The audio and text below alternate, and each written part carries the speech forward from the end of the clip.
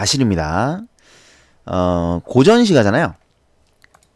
이 고전시가를 공부하실 때는 가장 중요한 거, 가장 기본적으로 알아야 되는 게 갈래죠. 갈래를 일단 체크를 해보시면 갈래가 고려가요입니다. 그러면 갈래가 고려가요니까 고려가요의 특징을 우리가 알아야 되겠죠. 고려가요의 특징, 가장 기본적인 게 332조의 삼음보다. 들어보셨을 거예요. 332조의 삼음보. 근데 이게 꼭 그런 건 아니거든요. 어떤 경우에는 뭐 삼음보가 아니다 이렇게 주장하시는 분들도 계시고 아닌 경우도 실제로 있고요. 그래서 항상 맞는 건 아니다. 하지만 대체로 고려가요는 332조의 삼음보니까. 그리고 가시리는 또 여기 이제 어느 정도 맞아 떨어지니까 요걸 좀 알아두시고요. 332조의 삼음보다. 그 다음에 또 하나 이제 고려가요 중요한 특징이 바로 후렴구와 여음구가 있다는 거. 후렴구, 여음구가 있다는 거. 요게 이제 중요한 특징 중에 하나입니다. 후렴구, 여음구를 이제 구별을 하시는 경우들이 있고, 구별을 안 하시는 경우들도 있어요. 구별을 안 하면 그냥 뭐, 뭉뚱그려서 후렴구, 여음구 이렇게 알아두시면 되고, 뭐, 조음구 이렇게 말씀하시는 분들도 계시고, 이건, 내신의 경우에는 학교 선생님들의 그 용어들을 좀 따라가 주셔야 됩니다. 네, 이제 원래는 후렴구라는 건 뭐냐면, 뒤에서 반복되는 게 후렴구예요. 우리가 이제 후렴 있잖아요. 사비. 그 노래할 때도 후렴 있지 않습니까? 그래서 뭐 1절 끝나면 후렴, 2절 끝나면 후렴 이런 것처럼 1년 끝날 때 후렴, 2년 끝날 때 후렴 이렇게 들어가는 거죠. 그래서 마지막에서 반복되는 거. 요거를 후렴이라고 보시면 돼요. 그다음에 여음구는 뭐냐? 이 고려가요가 요거 하나 알아두십시다. 고려가요가 후대에 원래 이게 고려시대 때 불려진 노래 아닙니까? 고려시대 때 평민들이 불렀던 노래인데 이게 후대에 궁중음악에 편입이 됩니다. 궁중음악에 편입이 돼요. 그러니까 이제 이게 사실은 어떻게 보면 그냥 계속 평민들이 부르고 불러서 9점만 됐다면 이게 이렇게까지 남아있기가 좀 어려울 수도 있어요. 물론 뭐 훈민정음 창제되고 하면서 이제 쓰여졌을 수도 있지만 그건 뭐 정확하게 모르겠습니다. 근데 어쨌든 궁중음악에 편입이 되면서 그 기록들이 남아있는 거거든요. 그러니까 궁중음악에 편입이 되자 운율이 안 맞는 거예요. 고려가요, 고려 백성들이 불렀던 것과 궁중음악의 음률이 안 맞는 겁니다. 그래서 이걸 맞추기 위해서 여음구가 들어가는 거죠. 그러니까 내용과는 관련 없이 운율을 맞추기 위해서 집어넣은 여음구가 이제 생겨나게 되는 겁니다. 그리고 또 하나가 뭐냐면 내용이 약간 그 임금을 송축하는 내용이 들어가게 된다는 거예요. 보시면 지금 이 가시리 같은 경우는 1년의 마지막 보시면 위증질과 대평성대 아닙니까? 이 위증질과 대평성대라는 게 태평성대에 살고 있습니다. 뭐 이런 의미예요. 그러니까 이게 갑자기 왜 들어가냐고. 그러니까 이거는 임금에 대한 샤바샤바 아니겠습니까? 아부, 송축 뭐 이런 거겠죠. 그래서 후대의 궁중음악에 편입이 되면서 여음구가 생겼다. 그 다음에 임금을 송축하는 내용들이 들어가게 되었다. 뭐 이런 거. 나중에 이제 동동 이런 작품들에도 좀 나오기 때문에 미리 말씀을 드린 거고요. 자, 어쨌든 후렴구와 여음구가 있더라. 그 다음에 이 후렴구의 그 기능이 있어요. 후렴구의 기능. 일단 첫 번째는 후렴구가 있으니까 당연히 운율이 형성되겠죠. 그쵸? 이거 뭐 어렵지 않습니다. 운율 형성. 두 번째는 아까도 말씀드렸지만 연의 마지막에 반복이 돼요. 연의 마지막. 그래서 이게 연을 나눠주는 기능을 합니다. 그걸 우리가 분연체 또는 분절체라고 불러요. 연이 나눠져 있다. 연이 나눠져 있는데 그게 이제 후렴구를 통해서 더 명확하게 드러나는 거죠. 분연체, 분절체. 그리고 뭐 이제 일반적으로 주는 통일성, 안정감 이런 것들을 주겠죠. 이것이 후렴구의 기능입니다. 후렴구의 기능은 좀 알아두셔야 됩니다. 고려가요의 특징이기 때문에. 그 다음에 이제 또 가시리의 특징 중에 하나는 뭐냐면 4단 구성이다라는 거. 어떻게 4단 구성이냐면 기승전결의 4단 구성인데 이 기승전결이 원래 한시죠. 한시의 기본적인 구성이 기승전결인데 얘도 그 기승전결의 4단 구성으로 되어 있다라는 것을 기억해 두시면 되겠고요. 자, 그리고 정말 중요한 게 이 가시리가 이제 1학년 국어교과서와 관련해서 문제가 나온다면 이별의 정한, 물론 이제 2학년들도 이별의 정한이 중요합니다. 이별의 정한이 중요한데 1학년들은 특히 이게 중요한 이유가 전통의 계승이에요. 그러니까 왜 우리나라는 이런 전통을 가지고 있는지 모르겠는데 제가 항상 수업 시간마다 얘기하지 않습니까? 왜 도대체 우리는 이별의 정한을 전통으로 가지고 있는가?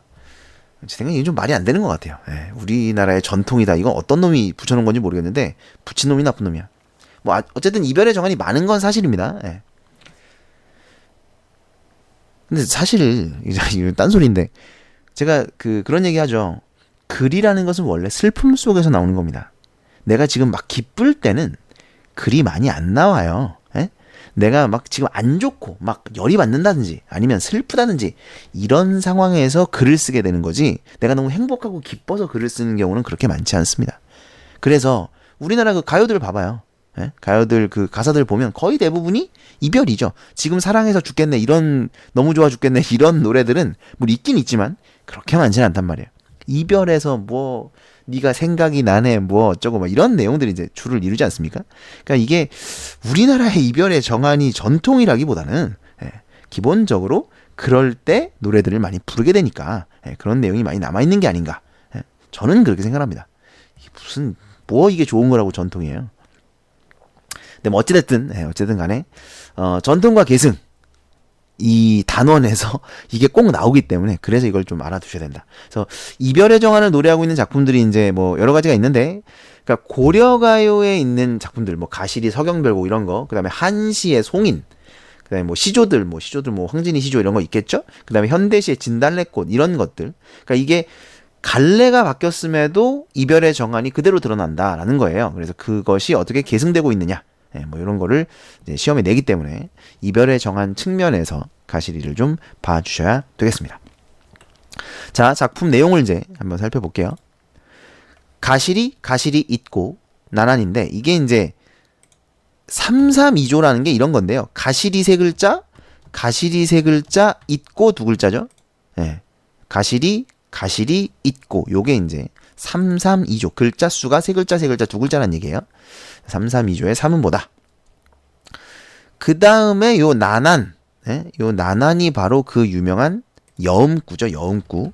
운율을 맞추기 위해서 집어넣어 놓은 여음구입니다. 뜻은 없고요. 가시리 있고 나난. 이제 나난은 빼고 해석을 하겠습니다. 가십니까? 버리고 가십니까? 버리고는 버리고, 나를 버리고 이런 의미겠죠.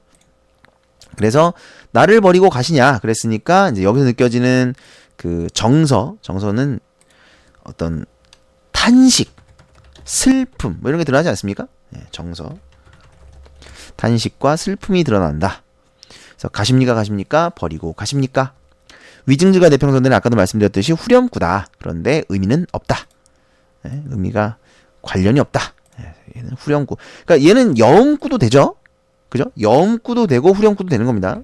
왜냐면 의미가 없으니까, 의미가 관련이 없기 때문에 여음구도 되는 거고, 그 다음에 뒤에서 반복이 되니까 후렴구도 되는 겁니다. 어쨌든 후렴구다. 날러는 어찌 살라 하고, 나보고 어떻게 살라고 버리고 가십니까? 써드릴까?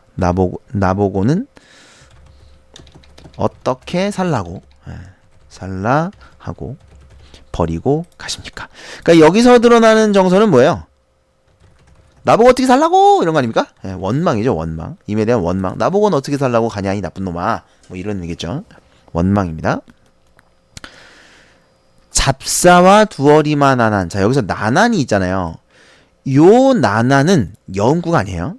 요 나난은 여음구가 아니에요. 뭐 나오진 않는데, 잘 나오진 않는데 그래도 혹시나 해서 이거는 이제 뭐 엄입니다. 잡아두고 싶지만은 이런 뜻이에요. 그래서 엄인데, 잡사와 두어리마 나난, 잡아두고 싶지만, 그러니까 이미 가지 말라고, 그죠? 이미요 가지 마세요 이렇게 잡아두고 싶지만, 선하면 아니 올시에라. 여기서 선하면은 뭐냐면 서운하면이고요. 서운하면 아니 올시에라. 여기서 리을시에라가 나오는데, 요게 이제 고전시가에 여기저기에 종종 나옵니다. 그래서 리을시에라는 좀 알아두십시오. 뭐뭐 할까 두렵다 이런 뜻이에요. 뭐뭐 할까 두렵다. 그러니까 서운하면 아니 올까 두렵다. 돌아오지 않을까봐 두려운 거죠. 그러니까 내가 임한테 가지 말라고 막 떼쓰고 싶고 잡아두고 싶은데, 내가 떼를 쓰고 잡아뒀다가는 이 남자가 좀 기분이 상해서 에잇 그러고 안 올까봐 그게 두려운 거야. 좀 불쌍하지 않니? 그래서 말을 못하는 겁니다. 아무 말도 못해요. 그리고 그냥 그 다음 년 보시면 셔론님 보내옵나니. 이 셔론을 두 가지로 해석을 하더라고요. 두 가지로 해석을 하는데 첫 번째는 나를 서럽게 하는 님, 나를 서럽게 하는 님 이렇게 해석을 할 수도 있고요. 두 번째는 서러워하는 님 이렇게 해석을 하기도 합니다. 이걸 이제 둘 다 가르쳐 주시는 선생님들이 있고 하나만 가르치는 선생님들이 있는데 하나만 하실 때는 거의 대부분이 1번이에요. 2번으로 하는 이상한 경우는 잘 없습니다. 그러니까 왜냐면 이게 지금 사실 누가 더 서러워야 돼?